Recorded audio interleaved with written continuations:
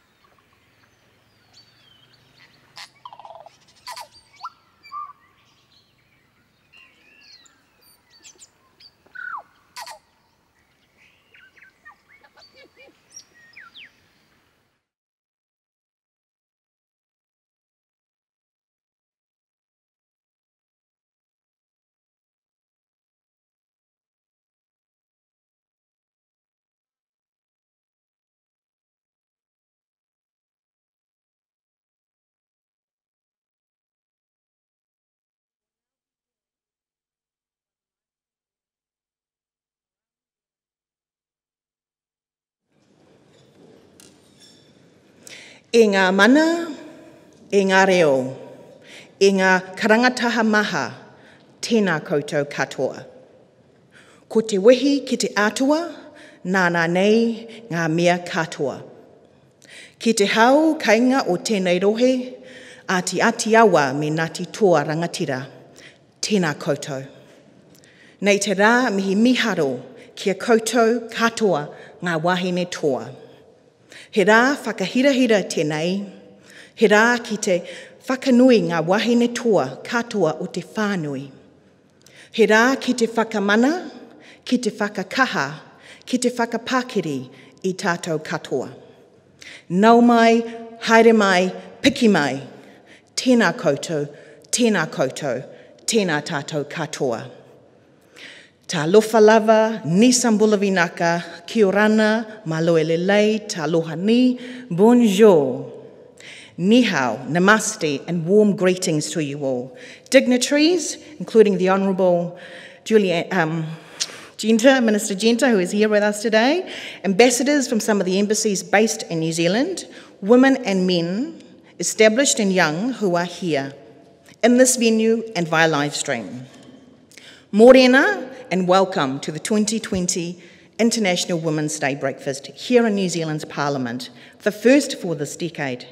New Zealand is the first country in the world to celebrate this occasion. I am Loretta Elive Daunakamakama, a board member of UN Women Aotearoa New Zealand and your MC for this breakfast. The theme for today's event is creating an enabled and equal world.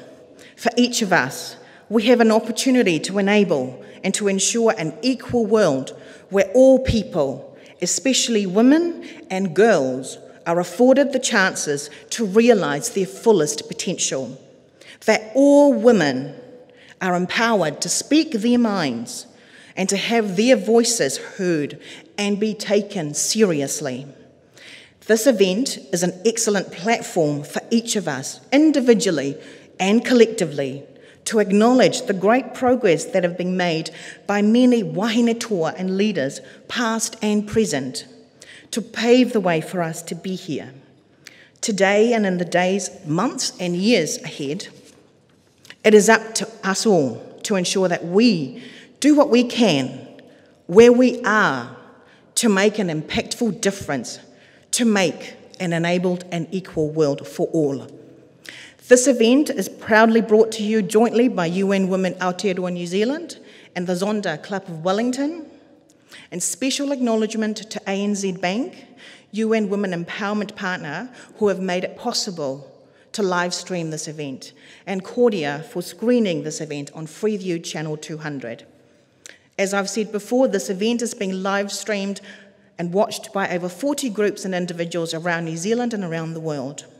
And again, for our audience who are joining us via live streamed, I encourage you to tweet during the breakfast using the hashtags #WeToo, #IWT2020, #Zonta, #UN Women, #Each for Equal, and #Gender Equality. It is now my pleasure to welcome to the podium Belinda Hemiona to start us with a karakia.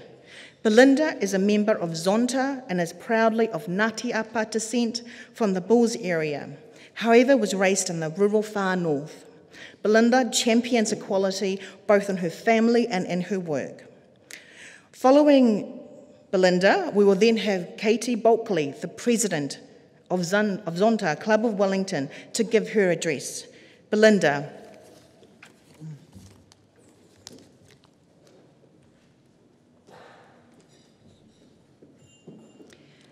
Tēnā koutou, tēnā koutou, tēnā koutou katoa. Ngā mihi nui ki a koutou, nau mai, haere mai ki tēnei hui. Ko kurahaupo te waka, ko rangatike te awa, ko tai kōria te maunga, ko Ngāti Apa ki Bulls toku iwi, engari e tipu ake au e tautoro. Ko Pariwānui me ngā rātana o ku marae, ko Barry Barclay toku papa, ko Sue James toku mama, ko Damon Himiona hoa rangatira, ko Chase toku tama, ko Belinda toku ingoa.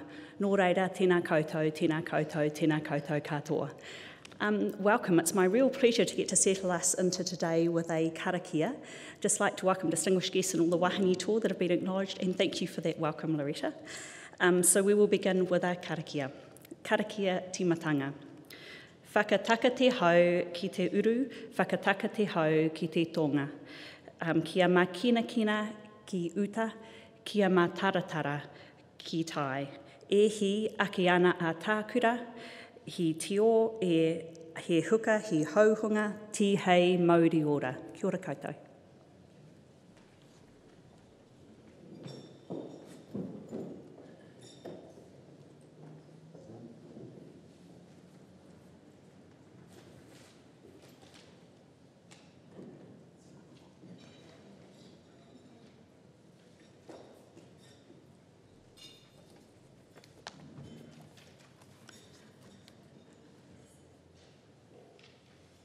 No mai, haere mai, ko Katie Bulkley, aha, no raive, tēnā koutou katoa.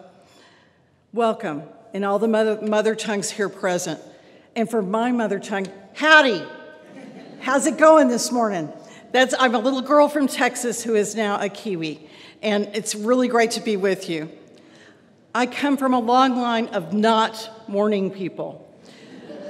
In our religion of my family, we don't get up before 7, and we sure as hell don't speak till 9.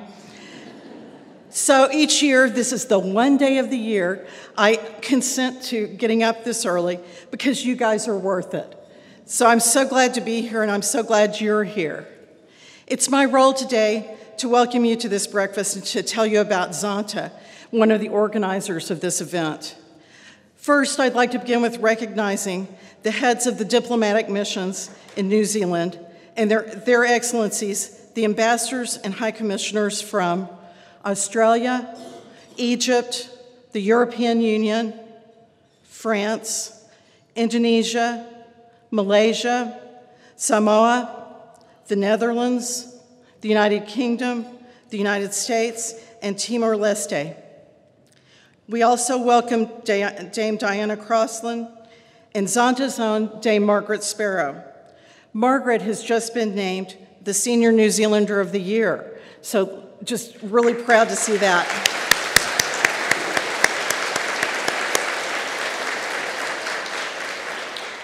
We welcome our MPs that are here today, Jan Logie, and of course our host, my fellow Kiwi American, the Honorable Julianne Genter. I'd also like to welcome the students and teachers from the Hutt Valley Teen Parent School, Te Kura, Hutt Valley High, Kapiti College, Onslow College, St. Mary's College, Samuel Marsden Collegiate School, Tawa College, and my personal favorite, Wellington Girls College. We welcome to all our friends who are joining us through the live streaming. We have so many people that have registered to live stream today in New Zealand and beyond, sort of like Buzz Lightyear. This includes 10 schools, and the number of people live streaming grows and grows every year, and it's very exciting to see. Lastly, but certainly not least, I would also like to recognize the men who have joined us this morning at Parliament and on the live stream. Each of you is very welcome. I'm Katie Bulkley, and I'm the president of the Zanta Club of Wellington. We're one of 30 clubs in New Zealand, and there's just over 1,400 clubs worldwide. Zanta is made up of 29,000 members in 63 countries. What is Zanta? We're a global service organization, and we focus on the empowering of women and girls through service and advocacy. We make a difference in Wellington, in New Zealand, and across the globe. Locally, the Wellington Club supports Shakti, which are the women's refuges for women from Asia, Africa, and the Middle East. We also support the Wellington Homeless Women's Trust and the Hutt Valley Teen Parent School. Across New Zealand, we support PADA, which is the Perinatal Anxiety and Depression Aotearoa organization. They do incredible work supporting brand new families, and their goal is to eliminate the stigmas around perinatal mental health. Zonta is also involved in advocating for legislative initiatives that support women's empowerment, such as the Domestic Violence Victims Protection Bill. At the international level of Zonta, we work to improve the lives of women and girls by supporting initiatives like End Child Marriage. And that effort is key in helping keeping girls in school. It's a very important thing to be working on right now. We promote women in STEM subjects with the biennial Zonta Science Award. In May, in this very room, we will celebrate the 16th postdoctoral scientist to be recognized with the Zonta Science Award. Since 1990 and the establishment of the award, Zonta Wellington has provided $161,000 to New Zealand women in science. That recognition positively impacts the awardees' careers for many years to come. And of course, each year we work with UN Women to put on this breakfast. Our speakers today are strong women who have all overcome challenges to make the most of themselves, and in turn, they have each given generously to their own communities in their own way.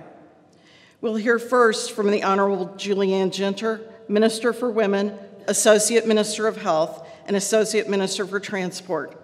I did enjoy the easy commute today at Oh God 30. Thank you, Julianne.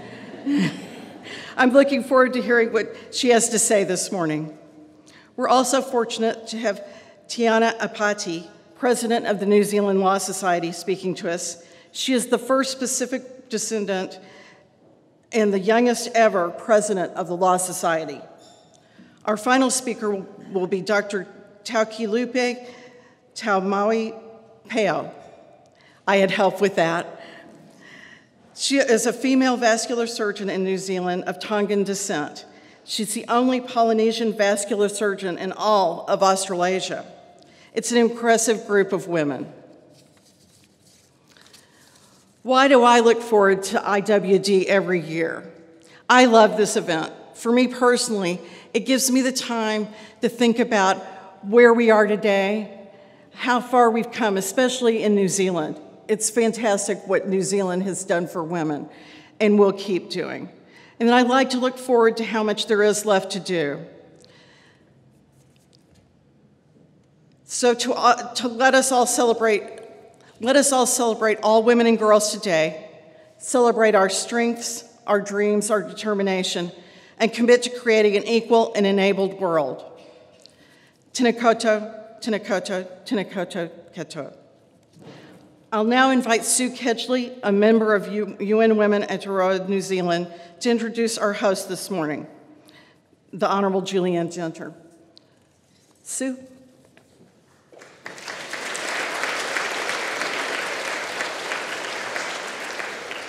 O kia ora koutou ngā mihi nui, and I'm Sue Kedgley from UN Women, and it's a real privilege to introduce the Honourable Julianne Genter, the Minister for Women, who is hosting our breakfast today. And I was just reflecting that it was 50 years ago that women's liberation, back in 1970, burst onto the scene in New Zealand, the second wave, some say, of feminism, and we were, some of us who are here today were members back then, and we were determined that we were going to liberate women and bring about gender equality in a matter of years. So here we are, half a century later, and still there is so much unfinished business.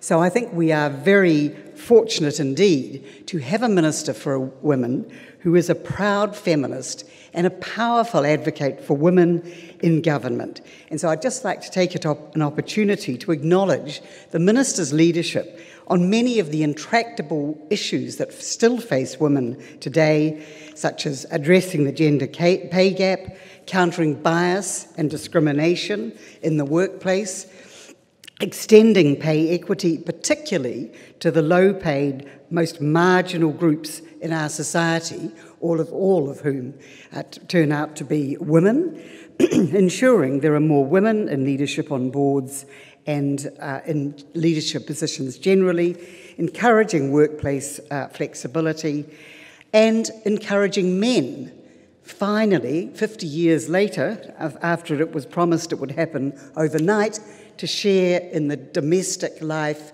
bringing up children, looking after the home. So we do also appreciate the way the Minister has become something of a role model as she seeks to juggle the demands of raising a delightful young baby still, and pursuing an incredibly demanding and successful career, which we know is no easy task. So please welcome the Minister for Women, the Honourable Julianne Genter. Thank you.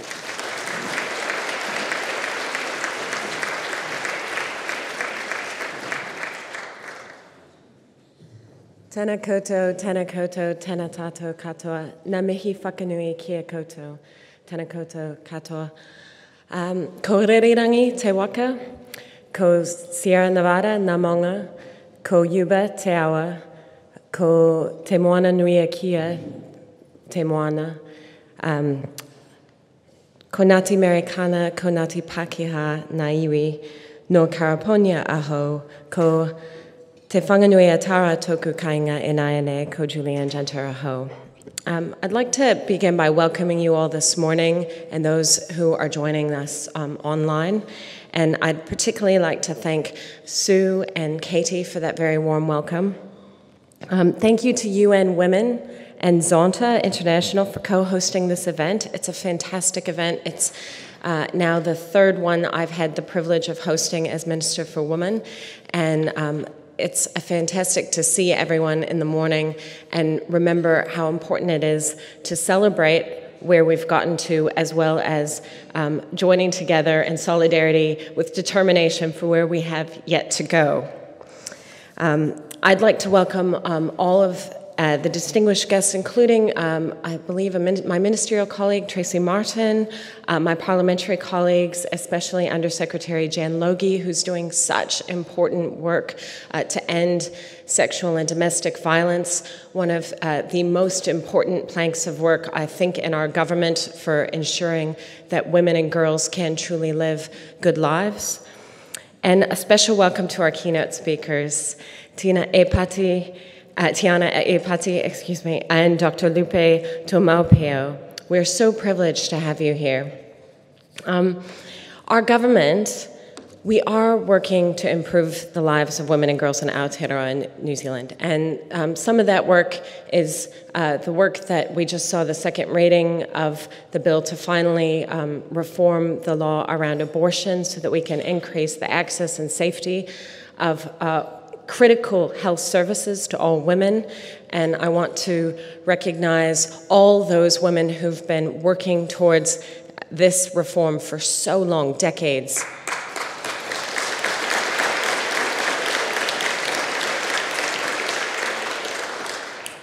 The work that I've already mentioned being led by my colleague, the Undersecretary Jan Logie, to ensure that right across government, different agencies are working together to support people out there in the community so they have the tools and resources that they need to support women leaving dangerous situations to end sexual and domestic violence.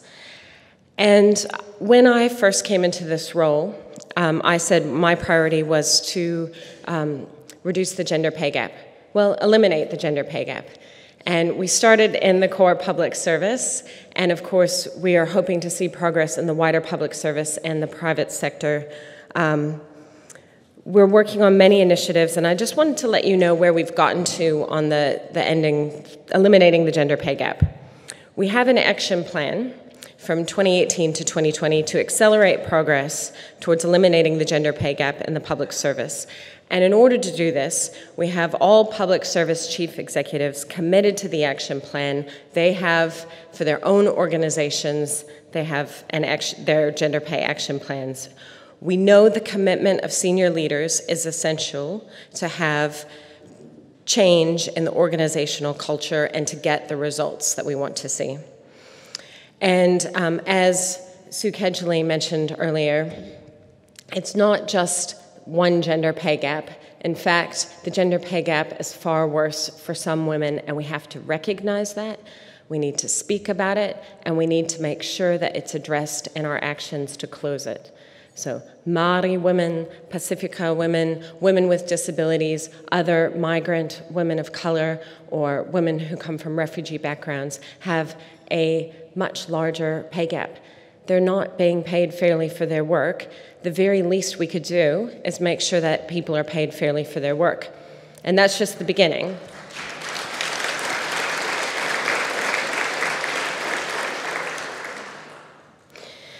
So the action plan has concrete milestones, and I'm really pleased to share some of the great results. We have a task force between State Services Commission and the Ministry for Women, and the public service gender pay gap dropped to 10.5% in 2019, a decrease of 1.7 percentage points in 1 year. This is the largest reduction since 2002 and the lowest gender pay gap ever recorded for the public service.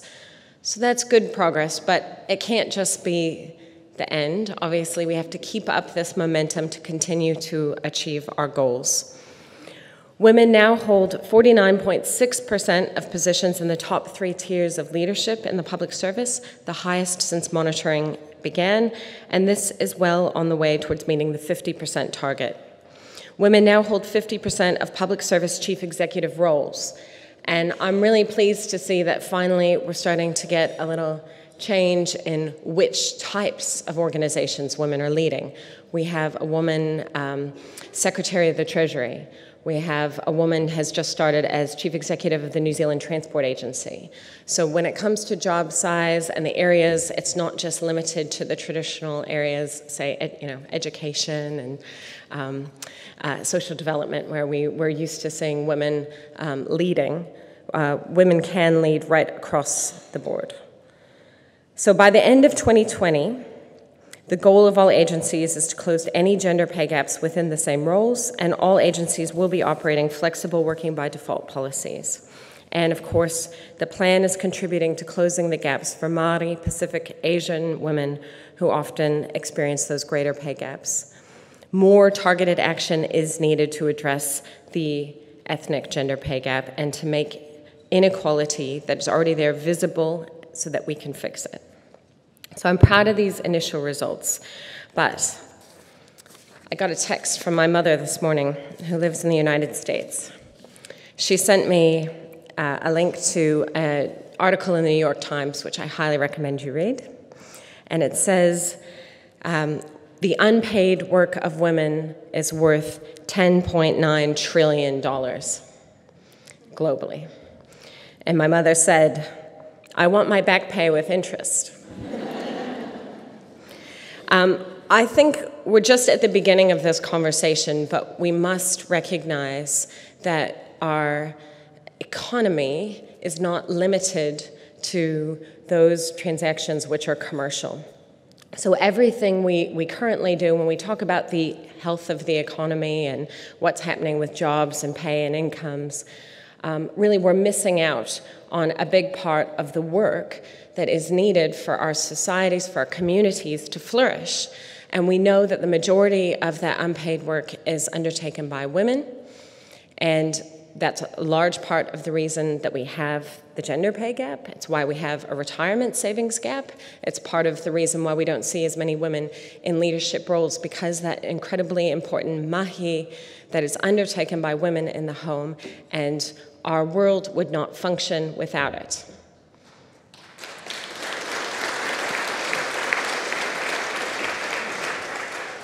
So ahead of International Women's Day on Sunday, I want to reflect on that as well as the themes that are emerging. We have been discussing that this generation is generation equality. The power is in our hands. We're realizing women's rights to create an equal and enabled world.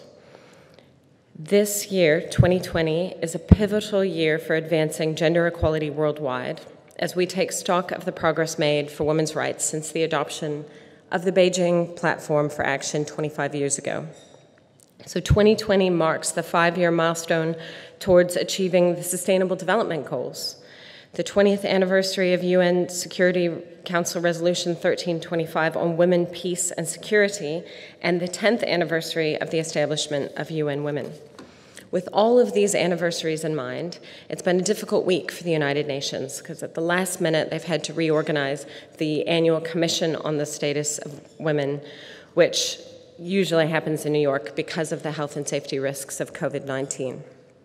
And a decision such as this, so close to the event, I know is upsetting for many who have spent time and money and effort in preparations. I know that many people here will have contributed towards CSW 64, and I just want to recognize your efforts. This does not mean that we need to lose momentum to make change for women and girls. Our core message is that countries do not exist in isolation. We can and must work together on gender equality worldwide, particularly on protecting sexual and reproductive rights around the world, which are under threat in some places, some developed countries, which we will not name, where Katie and I might be from. This is something I think the women's movement has always excelled at, which is working together for a broad range of issues, and it's what we must continue to do. Events such as the spread of COVID-19 are challenges which all countries share, and so it helps us realize, actually, we're all in this together. The different challenges of the world, like climate change and inequality, we're all in this together. And something like an illness, which could affect anyone, and which we all have to work together to prevent, makes it that much more immediate and obvious that we are all in this together, and we must work together if we are going to thrive. In 1910, working women in New York and Europe demanded change to their working conditions. In the same year, International Women's Day was born as a day dedicated to celebrate women and inspire change. I invite all of us to celebrate what Aotearoa New Zealand women have achieved and to look forward to where we all want women to be. I wish you a wonderful International Women's Day, today's breakfast and on Sunday. Thank you. Nō reira, tēnā koutou, tēnā tātou katoa.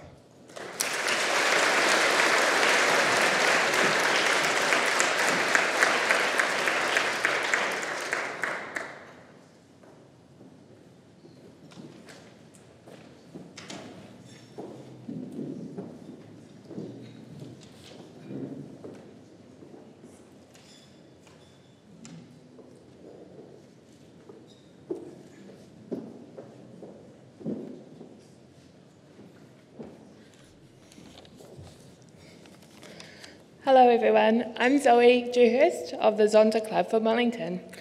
On behalf of Zonta, UN Women, everyone here today, and those joining us through live streaming, I would just like to extend a big thank you to Julianne. And we know you are busy, and so we are really grateful for the time you have taken to be our host here at Parliament this morning. Thank you for sharing your insights into policies that seek to create an equal and enabled world for all. Your work on abortion, sexual and domestic violence, reducing the gender pay gap, and promoting women in leadership is making a significant difference to women in New Zealand. These efforts are important to ensuring the efforts of all women in New Zealand are recognised and acknowledged. So please join me in thanking Julianne.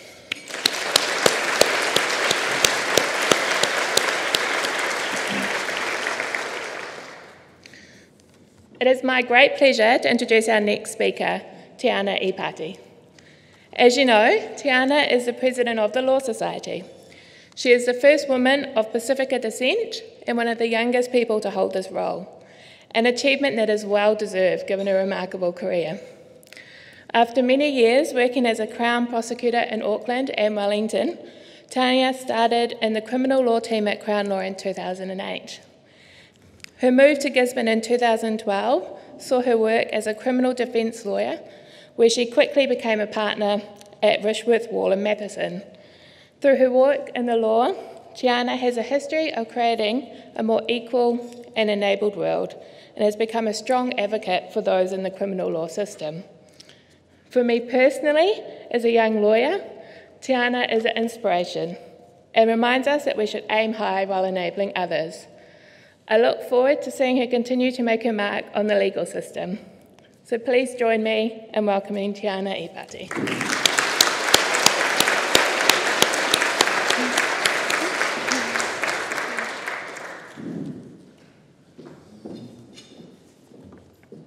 A kei ngā mana, kei ngā reo, kei oku mana wāhine, kei oku tuakana, kei oku mārei kura.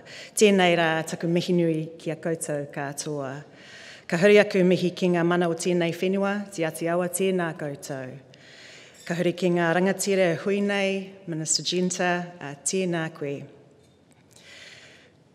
Ka tī nei rā e kupuiti me ngā kaunui e mihi nei tēnā koutou, tēnā koutou katoa. Well, good morning and a very warm Aotearoa greetings to you all. I'm going to begin my speech with a little story from Hollywood about an American woman. The recent run of the New Zealand film Jojo Rabbit in the awards season led me to think about gender equality, in particular how women fare in probably one of the most privileged classes in the world. Michelle Williams is an award-winning Hollywood actor. She won her first Emmy recently for her role in the TV series Fosse Verdon. In her speech, she applauded the TV network FX for paying her exactly the same as her male co-star Sam Rockwell. Now, this may not seem like a big deal, but what made it meaningful was that Williams had previously made headlines for receiving less than $1,000 for her reshoot work on the ironically named film All the Money in the World. It was reshot after Christopher Plummer took over the lead role, and incredibly, her co-star, Mark Wahlberg, for the same reshoot work, got $1.5 million. He later donated the entire fee to the Time's Up campaign.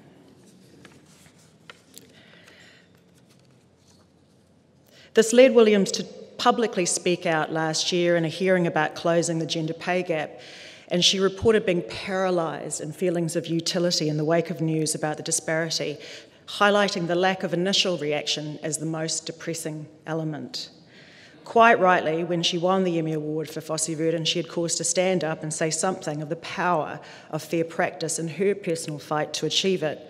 Pointing out the obvious benefits of equal pay, she said, "When you put value into a person, it empowers that person to get in touch with their own inherent value. And where do they put that value? They put it into their work." But she did something else in that moment. She closed out her speech saying this: "So, the next time a woman, especially a woman of colour, because she stands to make 52 cents on the dollar compared to her white male counterpart, tells you what she needs to do in order to do her job, listen to her. Because she might just be standing up on a stage and saying, thank you for letting me succeed because of my workplace environment and not in spite of it." For that speech, she won a standing ovation from the audience. This is the third year in a row that I've given a speech on International Women's Day, and I have to say up until this morning, what I've observed, and from other women's events, is that the focus is almost primarily on the general gender pay gap as a way of gauging how well gender equity is tracking. Yet what we do, what we measure, what we hold up, says something about what we value, and importantly, it defines the narrative. So in New Zealand, how are we doing? The gender pay gap is 9.3%. This is the third smallest gap since the series began in 1998, when it was 16.3%. The unemployment rate for women is 4.4%. In recent decades, the unemployment rate for women has generally been higher than that for men, but the rate for men is still only 3.9%. In November of last year, news media reported that the pay gap between men and women in the public sector had seen its biggest drop in 17 years. Figures show that the gap in the public sector went from 12.2 to 10.5% in a year. So all of this suggests as a country we're doing well when it comes to gender equity, that women are starting to close the gap. However, the gender pay gap for Māori women is approximately double the overall gender pay gap, and it's worse for Pacific women. In the public sector, the gap for Māori women is 16.3%, while the pay gap for Pacific women is a staggering 25.6%. Generally, Māori women experience unemployment at double the rate for women overall, and again, Pacific women's unemployment rate is higher at 9.5%. Now, these are statistics that I rarely hear at International Women's Day and women's events. And recently I sat at a Women in Law conference and I endured, is the only word I can use, a whole hour of listening to a talk about the general pay gap. No mention was made of other women in the profession who may experience an intersection of challenges in addition to gender. But at least we have some measurement for Māori and Pacifica, because it gets even harder when it comes to women who are deaf or have a disability. In a recent cabinet paper, the government accepted that traditionally it has not been possible to look at the links between disability and gender-based under-evaluation in the remuneration of women in the state sector due to a lack of data. And as the incredible Paula Tesorerio, who's Disability Commissioner, said in March last year, data informs what we do and how we monitor progress. So it is important that good data is collected. We're not quite there yet, but work is happening to address this. I was heartened to read an article on gender pay equity recently where researcher and public policy commentator Dr. Jess Berenson-Shaw highlighted the need for there to be fundamental change of workplace structure, which is essentially centred around able-bodied men's lives and career trajectory. But she also pointed out the need to address other types of pay gaps, pointing out that generally Pākehā women earn more than Pacific Island men and Māori men. She went on to say that if you have a Pacific Island family that's a traditional heterosexual couple, that's two people being underpaid compared to Pākehā. In a recent Twitter post, she reframed the issue around pay parity and said it's not a pay gap, it's a penalty for being a woman. Wait till you hear the penalty for not being white. When questioned about the pay gap for Pacific women last year, Dr. Karanino Sumeo of the Human Rights Commission said, "We're hearing from Pacific people that they're often overlooked, so it's not that they're not putting their hands up, they're putting their hands up for progression and they're not given the opportunity." This is what I call the invisibility of certain women in the discussion around gender equality. And what that does, even on days like today when we all come together to celebrate equality, is it leaves some women out. And the reason I raise this is because something similar happened in the legal profession. As you all know, the legal profession has had to face up to a painful period of reckoning. There's no other way to put it, when it comes to gender equality in the wake of the Me Too movement. In April of 2018, the Law Society commissioned Colma Brunton to undertake a national survey of lawyers to assess the workplace environment. It was the first of its kind. It told us that nearly a third of female lawyers had been sexually harassed during their working life and more than half had been bullied. And these figures are relatively well known. But the way that the initial news broke meant that the issues have been framed, essentially by the media, as sexual harassment against young women, primarily in large law firms. And as unacceptable as it is for sexual harassment to occur anywhere, and I want to make that clear, I also want to make the point today that the focus was far too narrow. Because when we looked at all the figures and all the data provided, particularly the recent rates of prevalence, a different picture actually emerges. Colma Brunton looked at the 5 years leading up to 2018 and found that sexual harassment in that period, using the human rights definition, was higher than average among 25 to 29-year-olds, 30 to 39-year-olds, lawyers who'd been in the profession for 3 to 10 years, and lawyers working in certain practice areas. And it goes in this order. Number 1, criminal law. Number 2, tax. Number 3, immigration. Number 4, civil litigation. It goes in that order, criminal being the top. When we looked at bullying, ethnicity was found to have a role in the prevalence of bullying. The survey indicated that the following ethnic groups reported higher than average rates of bullying, which was thought to be motivated by race. 34% of Asian lawyers, 24% of Pacific Island lawyers, 15% of Māori lawyers. Bullying motivated by race. Concerned by the fact that ethnicity clearly played a role in unacceptable behaviour, the Law Society sought a further drill down by Colma Brunton for Māori lawyers only. It was the only sample group which was big enough for us to do this, so we weren't able to do the same with other ethnicities. What we found was that the 5-year prevalence figure for sexual harassment of Māori lawyers in general was 6% higher than the average. And this definition became more marked when we used behavioural definitions. When a behavioural definition is used, the figure is 40% of all Māori lawyers have been sexually harassed in the last 5 years, compared with the average of 27%. The breakdown within this is different from the overall results. It included the fact that 29% of Māori males reported harassment, compared with 14% of all male lawyers, and 46% of Māori women versus the 40% of all women lawyers. When we looked at bullying in the workplace, 62% of Māori lawyers have been bullied, compared to the half figure. And interestingly, the bullying of Māori lawyers was more likely to have involved a woman, as either the sole perpetrator or in combination with others.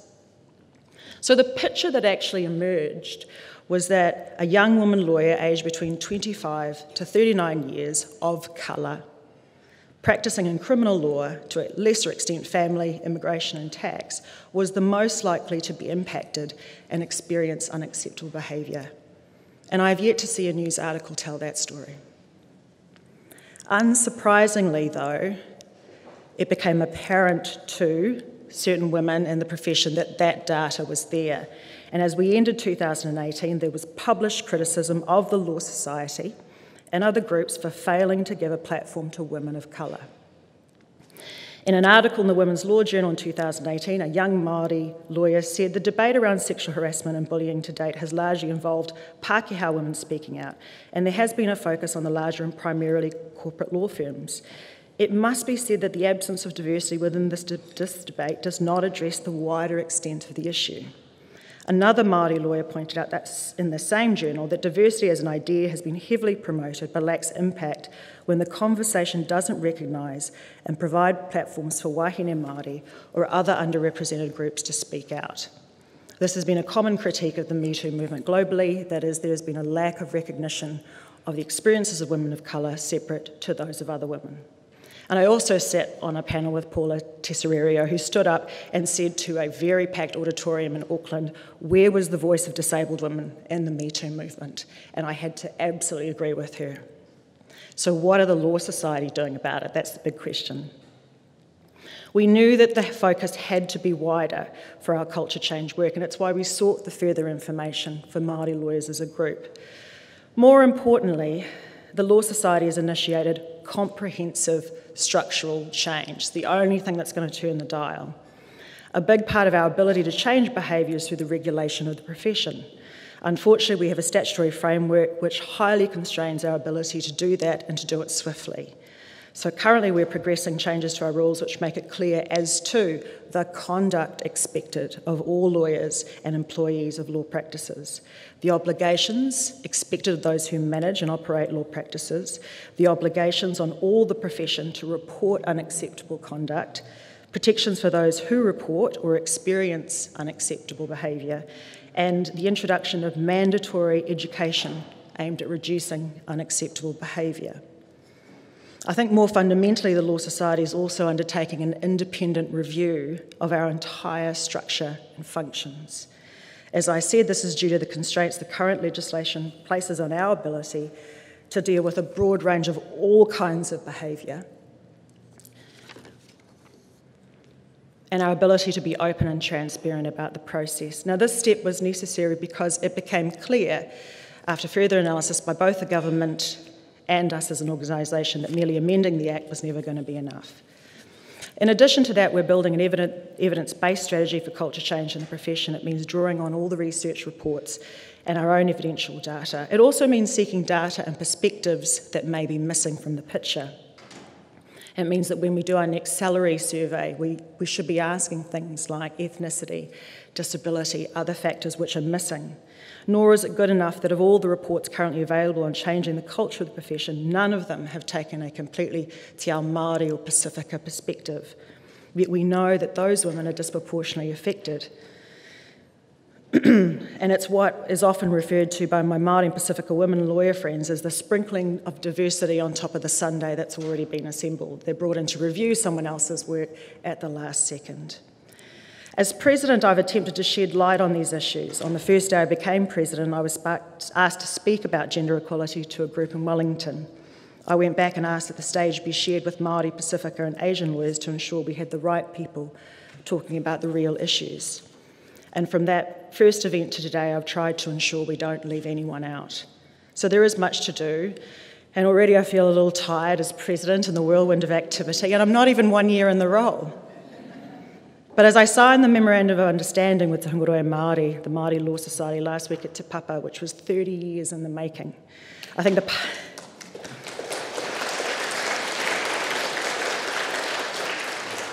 partnerships we are forming and the work we are doing as an organisation to change will get us and the legal profession ultimately to our destination.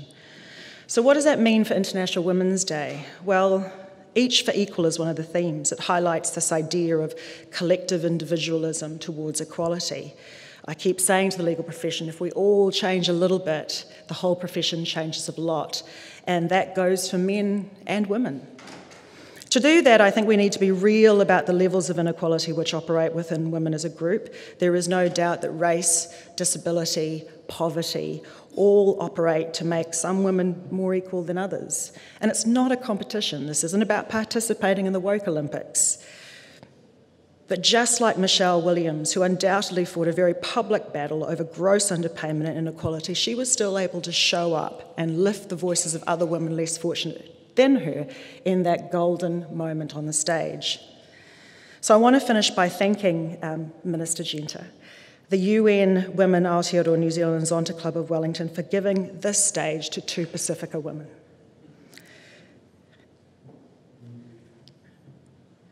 I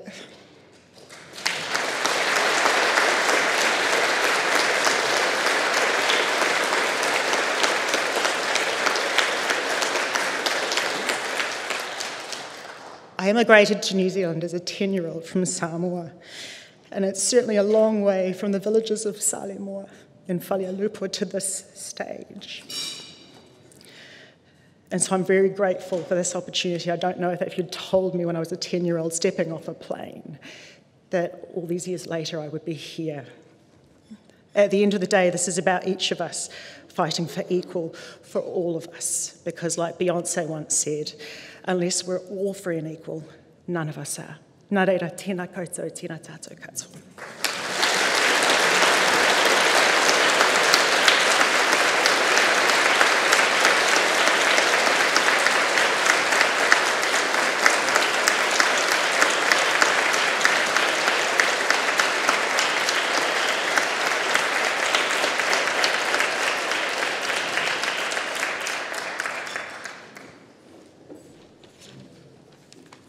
Kia ora koutou. Tiana.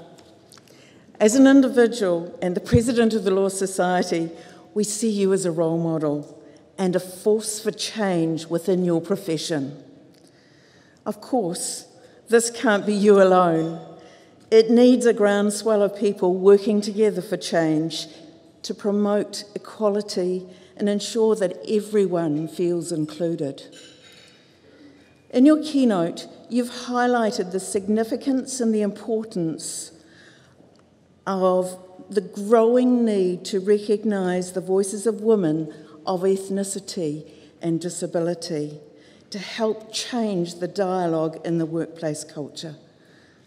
We thank you for your courage in laying down a pathway for us to follow in our own organisations. Tēnā rawa atu kai.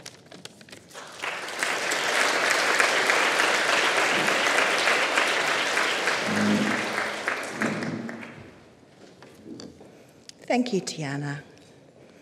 I too was a little girl from Samoa who came here, not speaking any English at the age of 11 from Whasitota in the Satapa. So I too share this moment with you. Well, before we go for breakfast, I have a message for International Women's Day from the Right Honourable Dame Patsy Reddy, the Governor-General of New Zealand, to read to us all. Kia ora koutou. Each year on International Women's Day, we take stock of women's rights, and every year we conclude that women continue to be subjugated in varying degrees in every country in the world. The theme for this year's International Women's Day, I Am Generation Equality, realising women's rights, signals that a new generation of women are determined to make further progress in the efforts to counter gender discrimination. In New Zealand, this determination is reflected in heightened awareness and vigilance about unwanted attention, harassment, and sexual predation, particularly in the workplace. We see greater commitment to female leadership in the public service, though the private sector still lags behind. The most urgent and horrifying issue has to be the scourge of domestic violence across our communities and in the deaths of New Zealand women at the hands of their partners. Empowering women and families who find themselves in those predicaments has to be a priority. As patron of UN Women Aotearoa New Zealand, I, the Governor-General, appreciate your efforts to highlight these issues and wish your members all the very best with your work in New Zealand and in the Pacific. So we will now break to enjoy our breakfast and network with your fellow colleagues beside you. We will reconvene just before 8 a.m. or maybe after 8, about 8:10 a.m., where our live streaming will move to the Grand Hall, where we will hear from our final speaker, Dr. Tokilupe Taumoepeau. But during the break, you will be seeing videos of UN Women and Zonta projects from around New Zealand and in the Pacific. Enjoy your breakfast.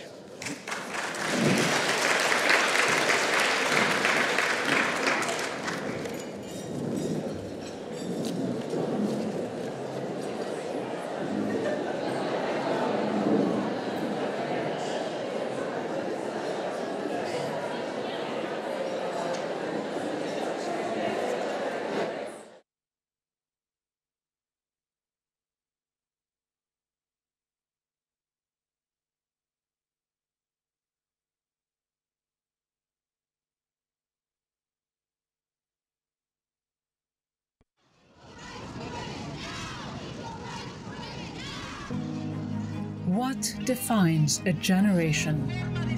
Climate justice! Right now! Is it just about the year you were born? Or is there something more? We may have lived through different decades, different circumstances, different countries, but we all share in the global, everyday push for our rights, for justice, for a world that is equal. Perhaps what defines our generation isn't our age or our background, but the line in the sand that we have drawn. We take to the streets to speak out against discrimination, and we work tirelessly behind the scenes. We stand up for peace. We are fed up with the war and economic justice.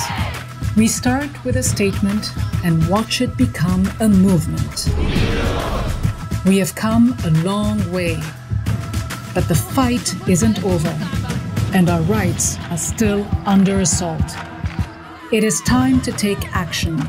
Let us be the wake-up call the world needs. The eyes of all future generations are upon you.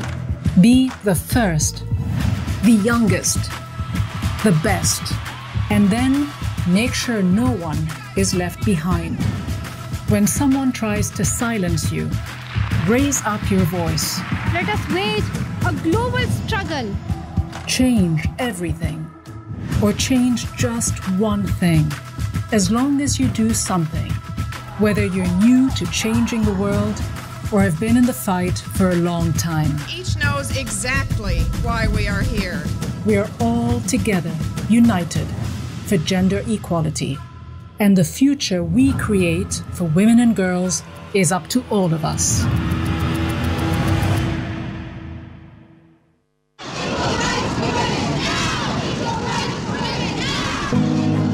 What defines a generation?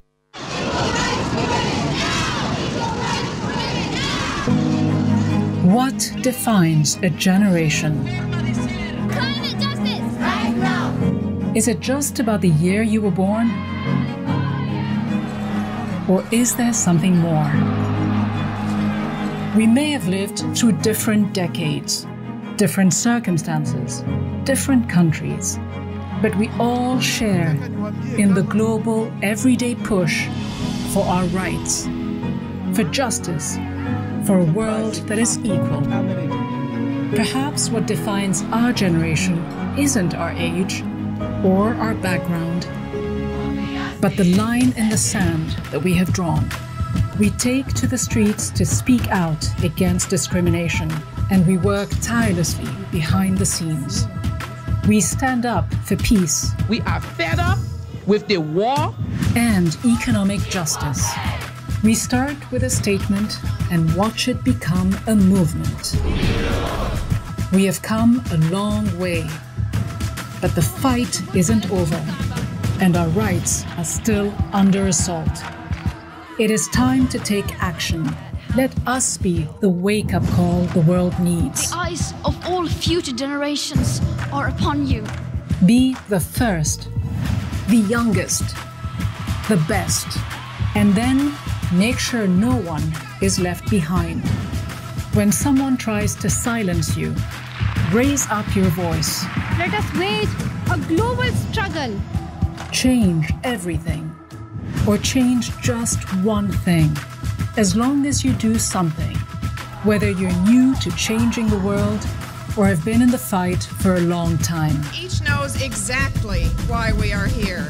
We are all together, united for gender equality. And the future we create for women and girls is up to all of us.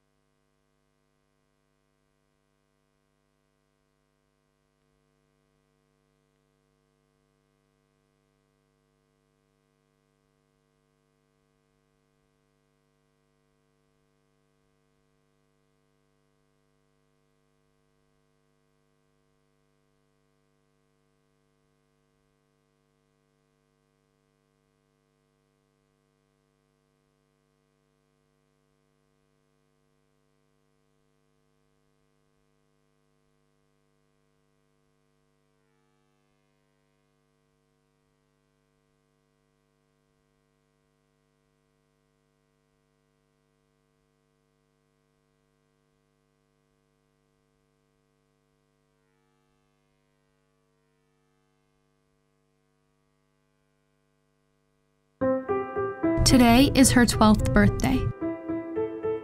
But because of gender inequality, poverty, and traditions, she will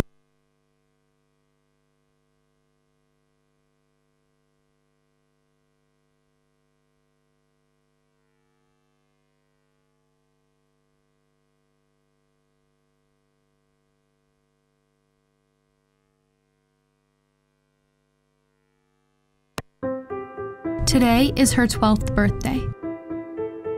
But because of gender inequality, poverty, and traditions, she will be married before she turns 18. Becoming a child bride means a loss of opportunities.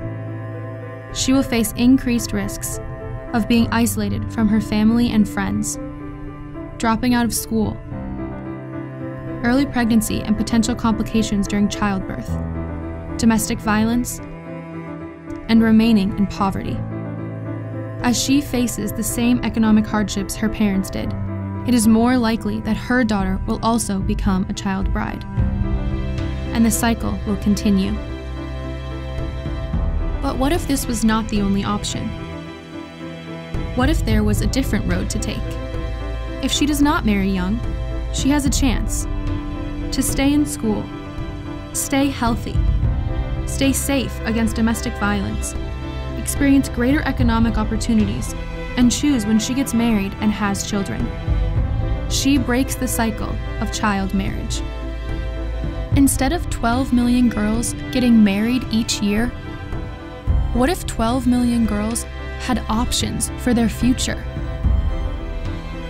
The Ending Child Marriage Project has the potential to reach 2.5 million girls in 12 countries by the end of 2019. Join Zonta International today in ending child marriage.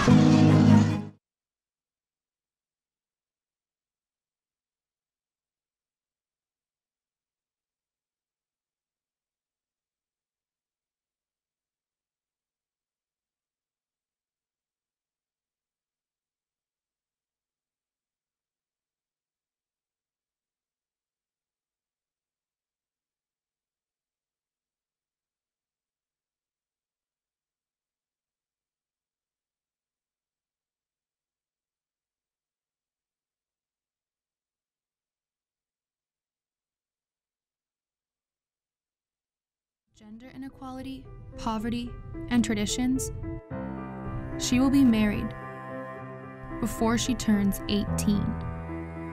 Becoming a child bride means a loss of opportunities.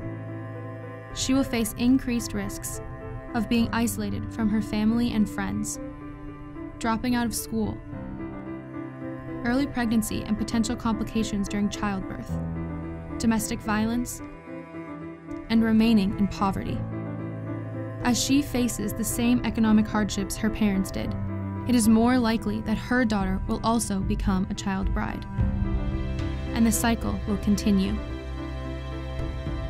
But what if this was not the only option? What if there was a different road to take? If she does not marry young, she has a chance to stay in school, stay healthy, stay safe against domestic violence, experience greater economic opportunities, and choose when she gets married and has children. She breaks the cycle of child marriage. Instead of 12 million girls getting married each year, what if 12 million girls had options for their future? The Ending Child Marriage Project has the potential to reach 2.5 million girls in 12 countries by the end of 2019. Join Zonta International today in ending child marriage.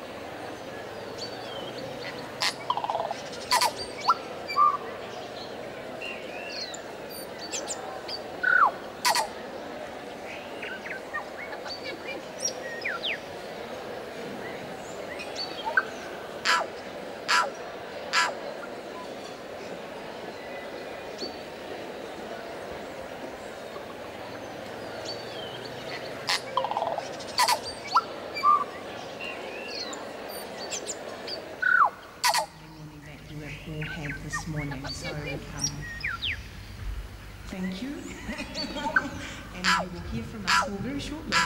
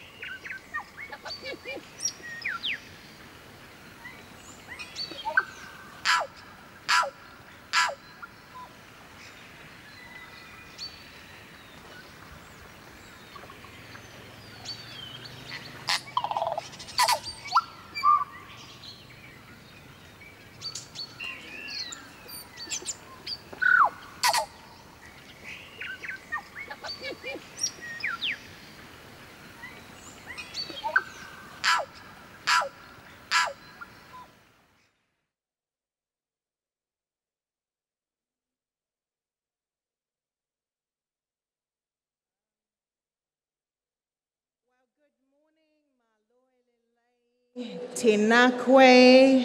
I know the conversation is really flowing. And my sincerest apologies that it's taken a bit longer for us to reconvene.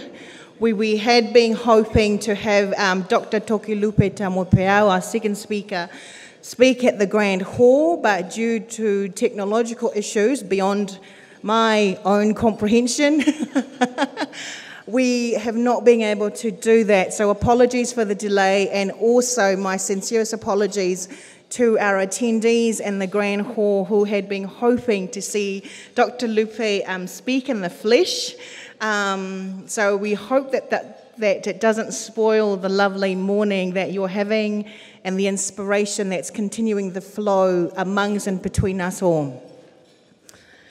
Maloelele and welcome back. Tēnā koe. I hope you all enjoyed your breakfast and managed to say hi to some of the amazing wahine that we have here and tāne around you this morning. So we now have the privilege of hearing from our second exceptional guest speaker for this morning, Dr. Tokilupe Tamopeau, the first female vascular surgeon in New Zealand. Woo!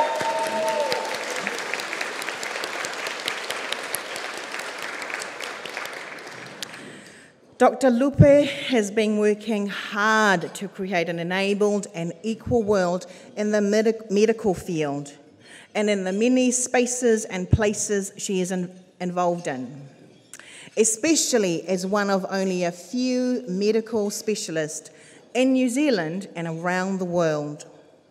Dr. Tokilupe Tamopeau is a passionate advocate for women and has been encouraging more women and Pacifica people into surgical specialties.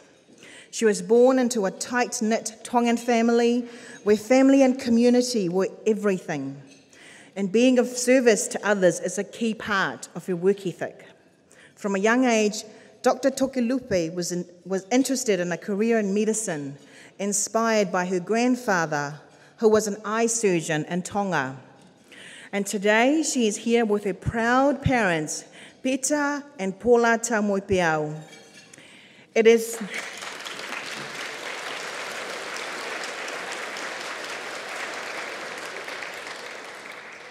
From a Pacific sister to another Pacific sister, it is now my greatest privilege to now invite Dr. Tokilupe Tamopeau to the podium.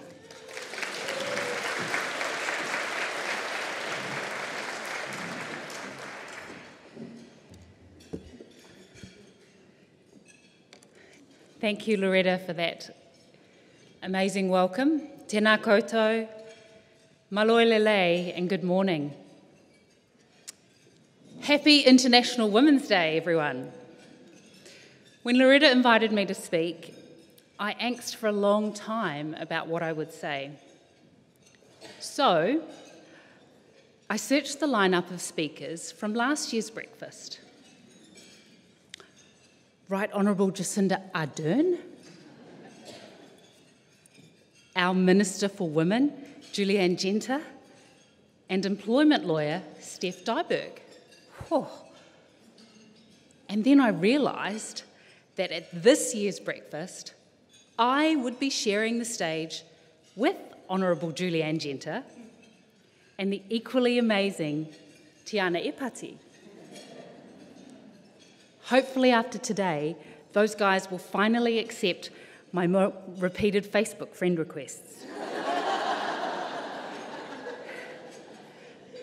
In all seriousness though, I feel truly honoured to take part in this special occasion. I want to share with you what this year's theme of creating an equal and enabled world means for me and women in 2020. Opportunities like this give you a chance to reflect back on your journey.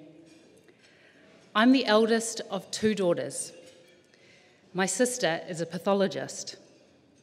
My mother was the first strong female role model I had. She taught my sister and I the importance of hard work and making the most of every opportunity. I went to a Catholic all-girls high school, which thankfully celebrated women and helped to nurture my childhood dream of becoming a doctor. Growing up, I honestly never felt like it was beyond my reach. In my world, women could do and be anything they wanted.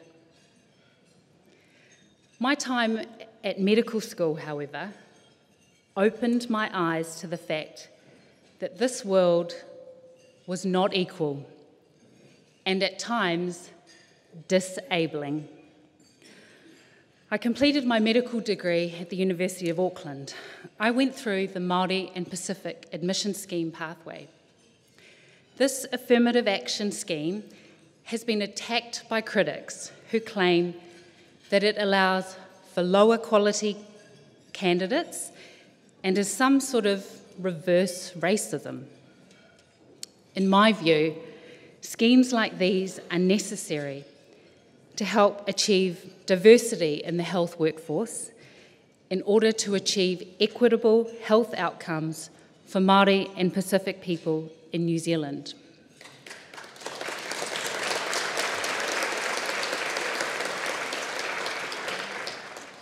I had to endure comments from non-Māori and Pacific classmates about my easy ride into medical school. According to the latest census data, Pacific Islanders make up 6.6% of the population in New Zealand. The number of Pacific doctors would have to increase from 295 to 1,082 to reflect the makeup of our Pacific population. Similarly, Māori make up 14.7% of the population, but only 3.5% of New Zealand doctors. Research shows that when a health workforce is reflective of the population they serve, patients are more engaged and feel empowered to take ownership of their health, creating improved outcomes. That is why these schemes are vital, and it is heartwarming to know that these programs are enabling increasing numbers of Māori and Pacific students to become health professionals year on year. The numbers, however, are still a long way from our target. When I started at medical school, I was stoked to see that 60% of my class was female, especially when the stereotype is that women are a minority in this field. In fact, ladies, we are slowly breaking the mould. The Medical Council of New Zealand predict that based on graduate numbers, women will outnumber men in the medical workforce by 2025. That's within the next 5 years. Despite this, females make up only 34% of the specialist medical workforce in New Zealand. In Australasia, only 13% of surgeons are women. The reasons for women leaving surgical training were identified in a recently published study by Gold Coast surgeon Dr. Ria Liang.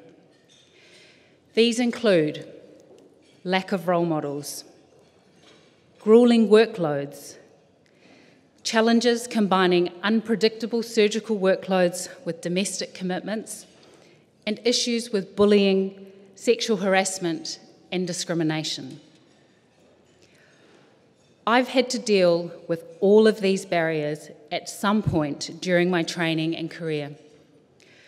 Dr. Liang's research showed that focusing on one aspect of a person disproportionately to their ability as a surgeon only served to isolate and objectify them.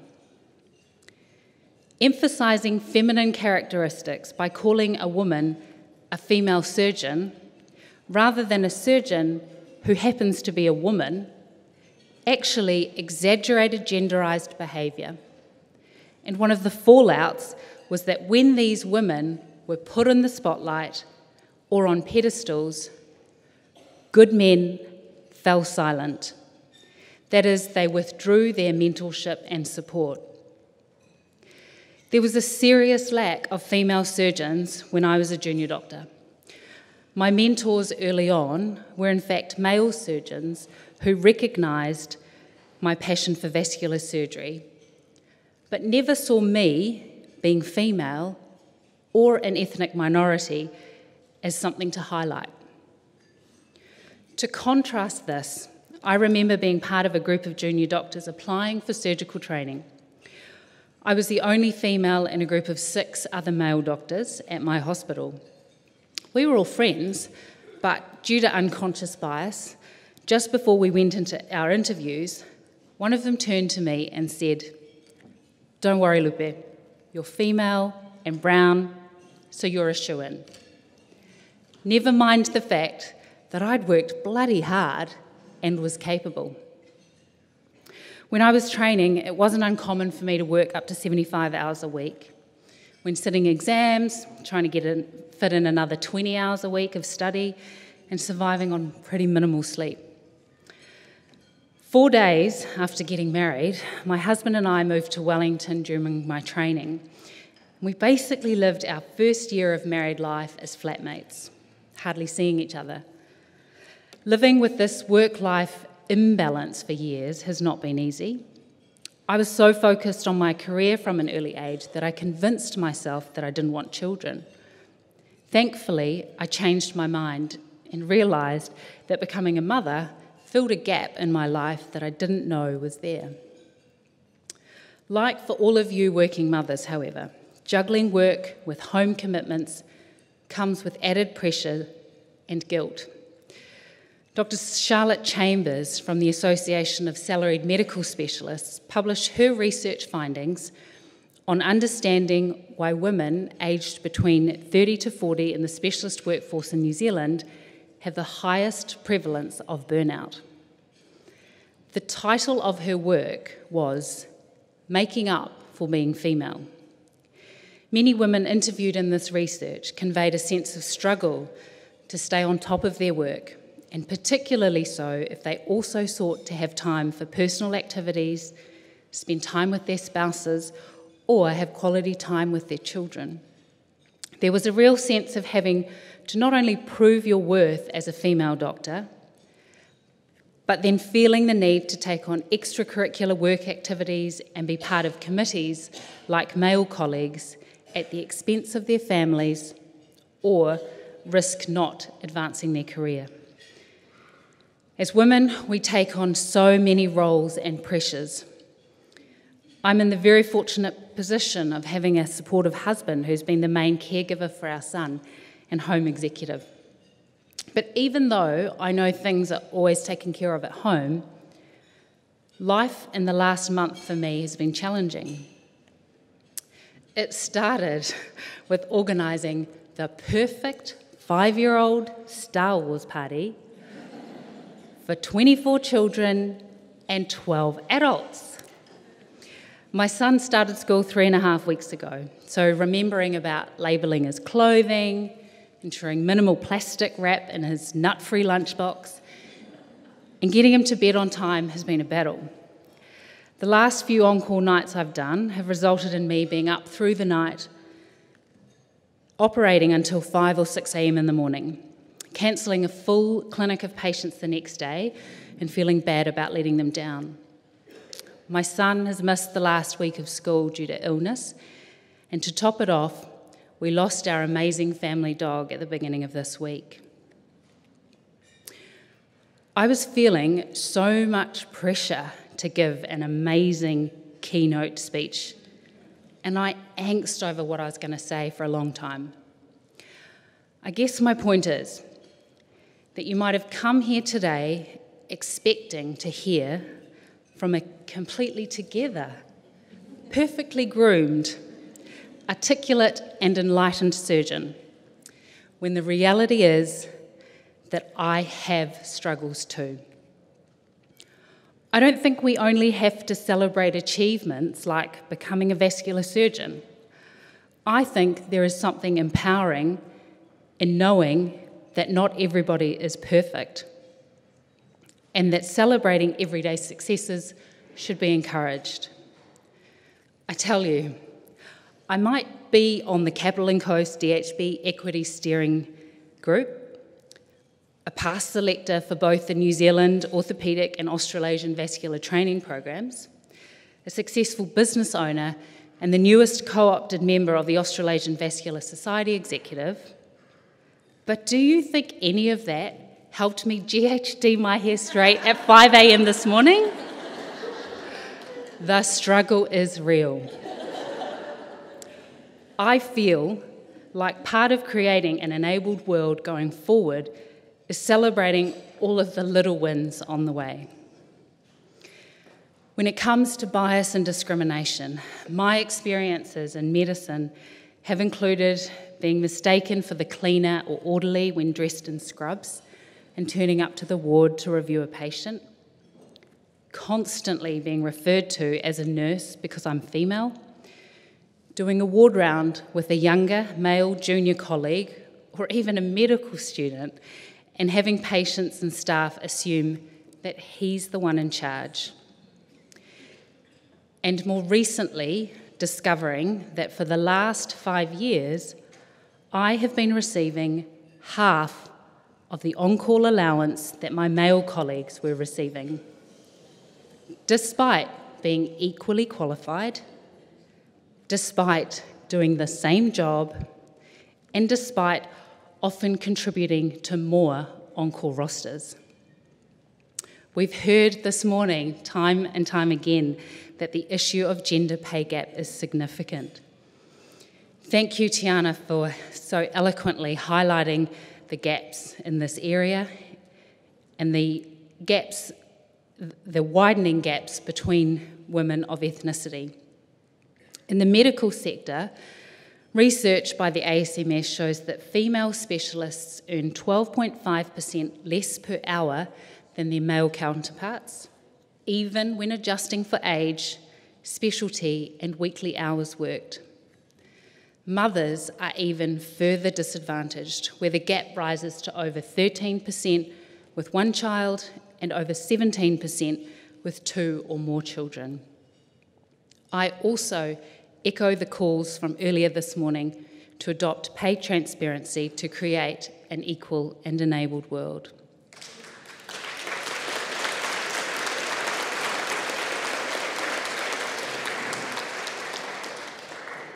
In my world, the message has started to infiltrate our governing body, the Royal Australasian College of Surgeons.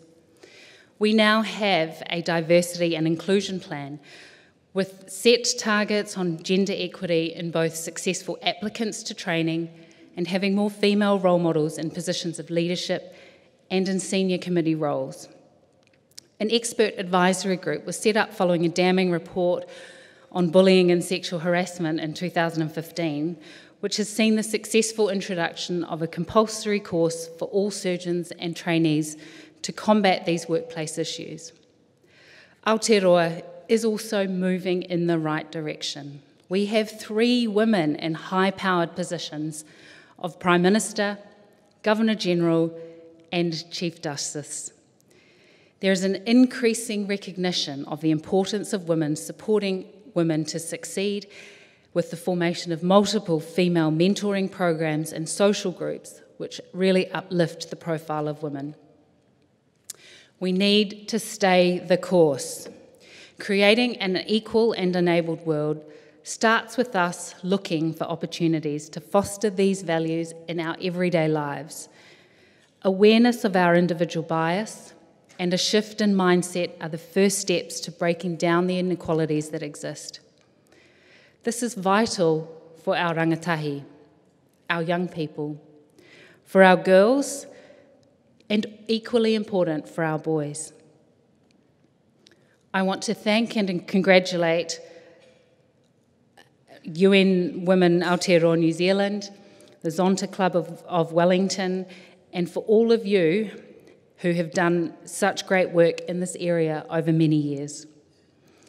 The opportunity to speak at this event and listen to this morning's amazing speakers has really renewed my energy and strengthened my resolve to continue overcoming these challenges in the medical sector and in my day-to-day life. So let's stay the course. Let's empower and enable one another going forward. I'd like to leave you with a quote that might help uplift us in those difficult moments which we know will lie ahead. A strong woman looks a challenge in the eye and gives it a wink. Kia kaha. Tēnā koutou, tēnā koutou, tēnā koutou katoa.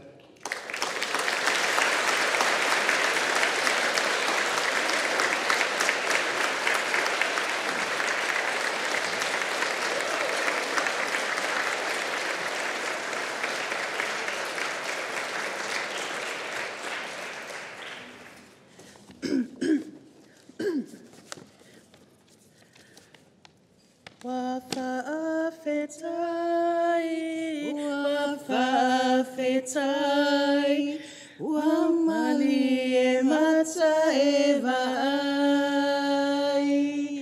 watasilava oe, ilo unefa amoy moy. Thank you, Loretta. Dr. Tokilupe taumoe peau. Oia we.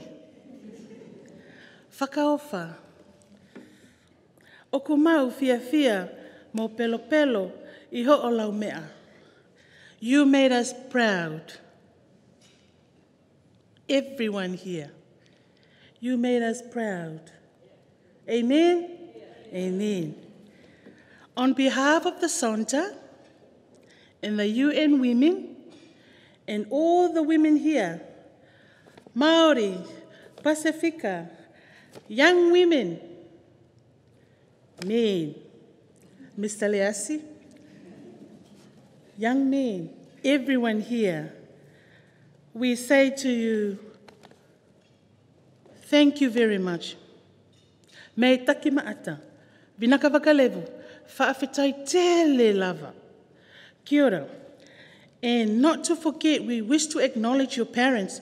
Can I ask you, please, Paula and Elisabetta, to please be upstanding? Behind this doctor.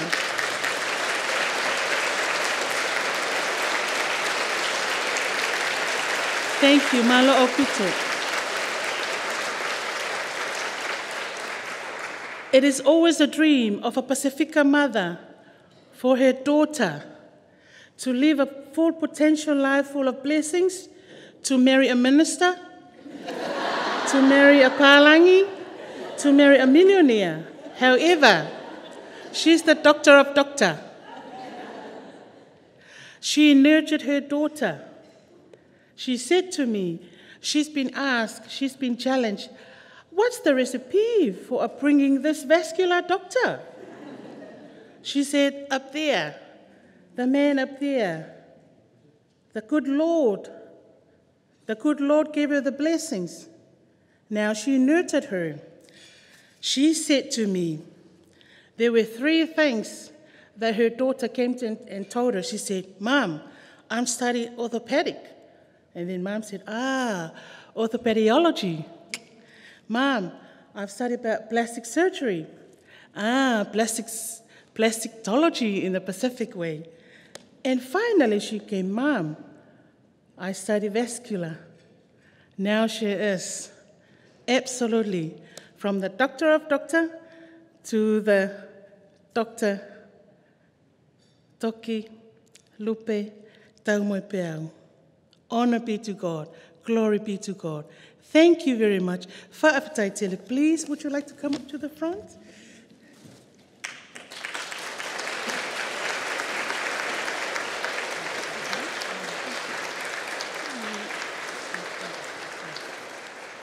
Thank you, and kia ora whaafetaitele.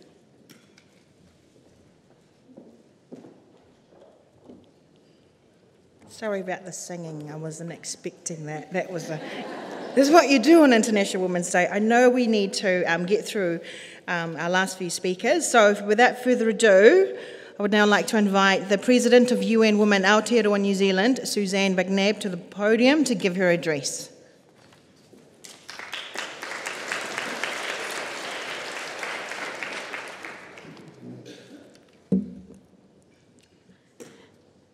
Kia ora koutou.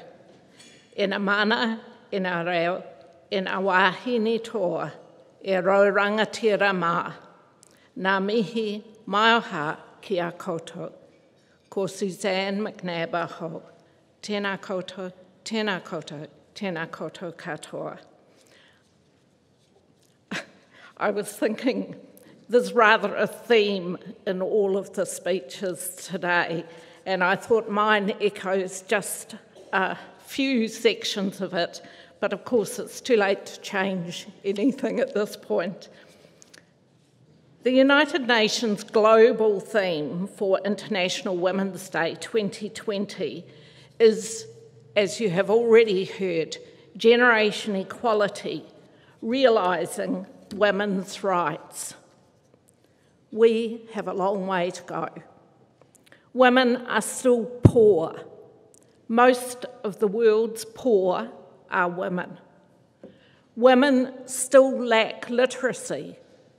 Most of those who are illiterate are women. Women still earn less, as we've just so potently heard. Up to 30% less around the globe. In Aotearoa, if you are Māori or Pacific, you earn less than Pākehā women. Women still suffer multiple forms of violence directly related to their gender. International Women's Day is an important day, but just one day in the year when we focus on these concerns and recommit ourselves to changing the world for women. Truly realising women's rights requires us all to act differently.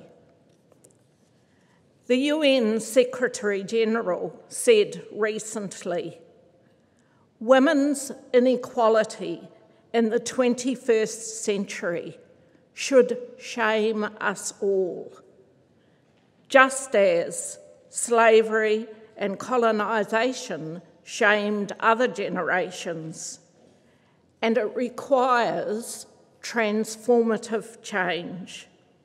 Today, not a single country can claim to have achieved gender equality. Gender equality is fundamental to solving global challenges, including war and conflict and climate change.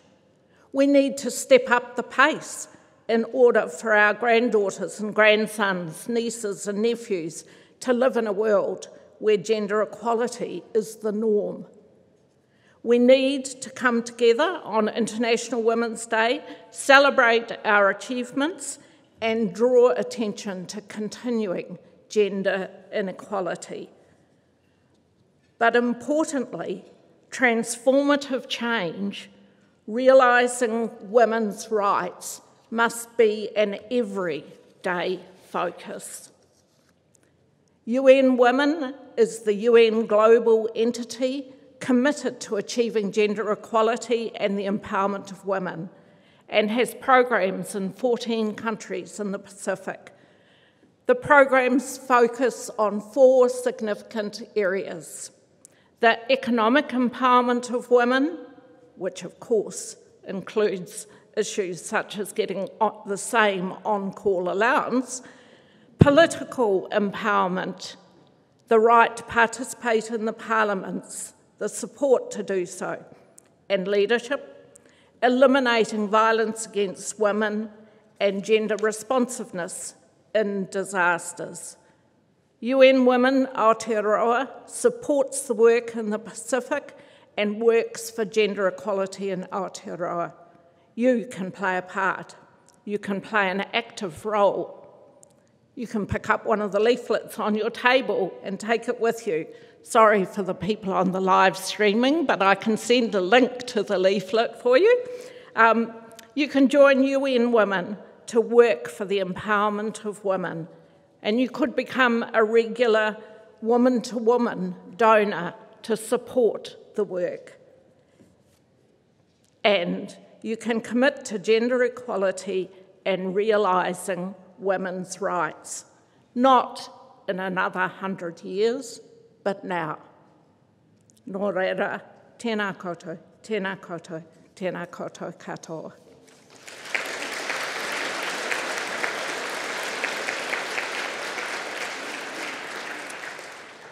So now I have the privilege of extending thanks to the many great people, mostly women, who worked hard to make this a significant occasion. We thank the Minister of Women's Affairs, Julianne Genter, for hosting this breakfast. Heartfelt thanks to our keynote speakers and to the wonderful women of Zonta and UN Women who've met regularly and worked hard over a number of months. Loretta, Rebecca, another Rebecca, Lynn, Sarah, Helen, Christine, Ray, Gail, Agnes, Jess, Debbie, Sarah, Rajali, Jill.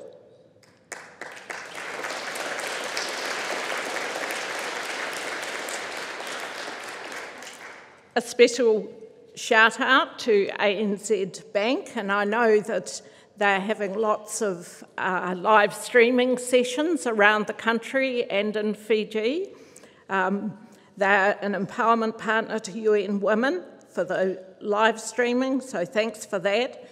This year also, thanks to Cordia, who have made the event available on Freeview Channel 200, and to Richard, our videographer, and the team. And a very special thanks to all of you who have participated here, participated in the Grand Hall, and to the many groups and individuals who are watching this either now through the live streaming or later. Kia ora koutou.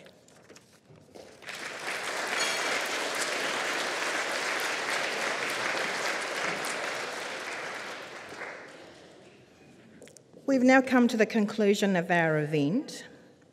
So before I give my thanks, can we please be upstanding? I've just been advised, just a very short time ago, that one of our dear ministers, who used to be, who was an ex-Green Party leader, the Honourable Jeanette Fitzsimons, has just passed away. So on International Women's Day, I would like us all to have a moment of silence for 1 minute to acknowledge Jeanette and all the work that she's worked for, and also for you to acknowledge personally the women, the people that have been around you and are with you to empower you to create an enabled and an equal world. That moment starts now.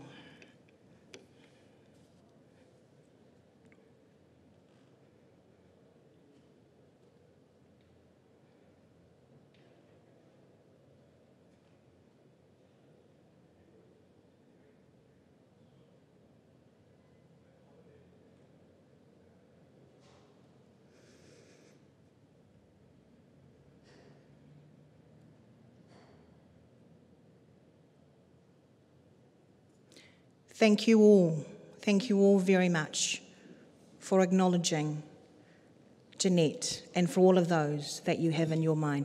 You can now be seated.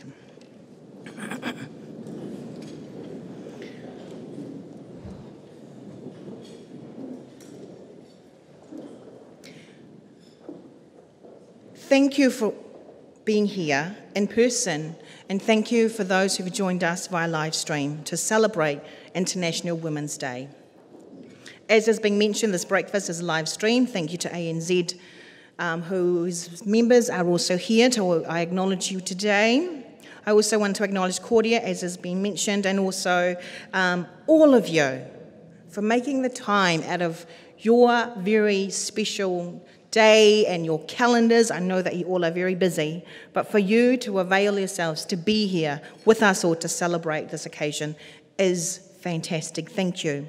As you leave the hall today, you will receive a yellow rose, as it is Zonta's Rose Day, where all those that support women's empowerment are recognised.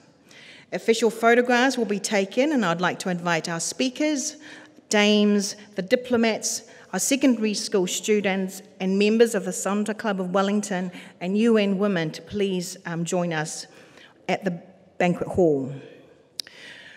When you leave the building, please make sure you've got your security ticket with you so they can let you out of the building.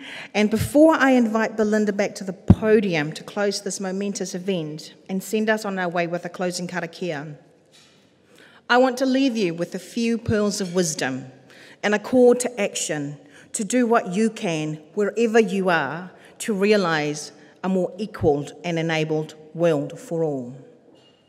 It is my hope that you will each leave today inspired and ready to take action to enable and empower women who might be different from you so that they too can realise their potential. It is up to us to make the change that we want to see. And it is only by working together, celebrating our differences and uniqueness, and having the right and safe environment to share our authentic stories, will we be able to understand one another and move towards achieving our greatest human potential.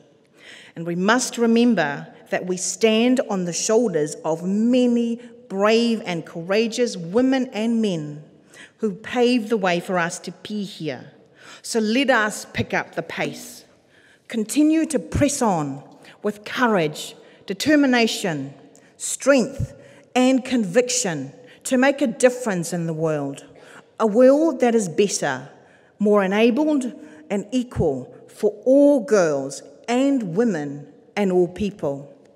So that in a year or so, we might look back and be thankful for the legacy that we have created.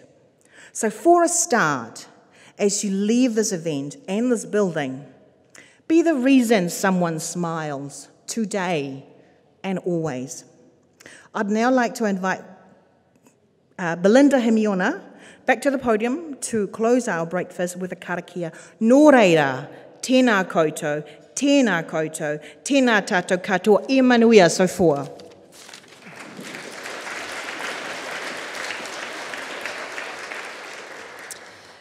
Kia ora, just to do the closing karakia to guide us as we return to our day and to take this awesome inspiration and bottled feeling from the fantastic speakers and the thoughts that have been shared into our actions going forward. So karakia whakamutunga. Kia mutua mātou mahi mō tēnei wā, manakitanga mai mātou katoa, o mātou hoa, o mātou whānau, ai o ki te aorangi. Kia ora koutou.